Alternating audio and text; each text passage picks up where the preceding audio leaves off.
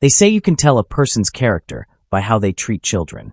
And on one heartbreaking afternoon, a whole neighborhood found out exactly what kind of person HOA Karen really was. It was little Jamie's 8th birthday. He wasn't just any boy.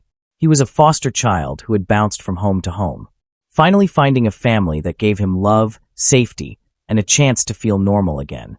His foster mom spent all week planning his birthday.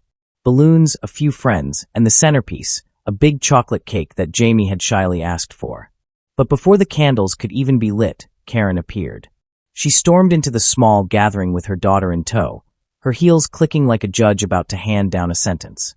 "Excuse me," Karen snapped, pointing at the cake. "That cake belongs to my daughter. Chocolate is her favorite, and it's not fair that some foster kid gets it when she deserves it more." Gasps filled the yard. Jamie clutched his paper hat in silence, his eyes watering. His foster mom tried to reason with Karen.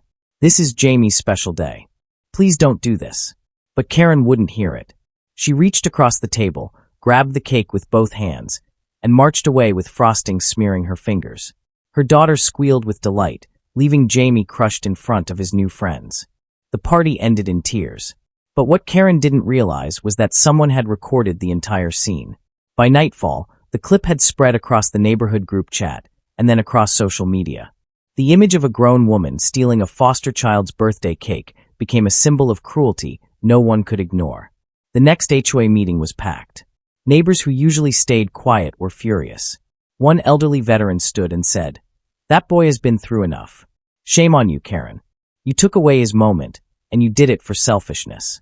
Karen tried to defend herself, but her words fell flat. The HOA president, who rarely raised his voice, said firmly, "You've embarrassed this community. We cannot allow behavior like this to continue." Karen was removed from her HOA position that very night. And the very next morning, the neighbors rallied together. Dozens of them showed up at Jamie's foster home, each carrying cakes, cookies, and gifts. Jamie's eyes lit up brighter than any candle when he realized this was his true family.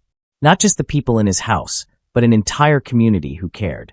As for Karen, she never lived down the shame. People stopped nodding hello. Her daughter, though innocent in all this, never looked at her mom the same way again. And Jamie, that boy who once felt forgotten, finally learned something powerful. Sometimes family isn't about where you're born. It's about the people who stand with you, even when others try to tear you down. So, what do you think? Was this justice enough, or should Karen have faced even more consequences? And hey, if this story touched your heart, make sure to like, subscribe,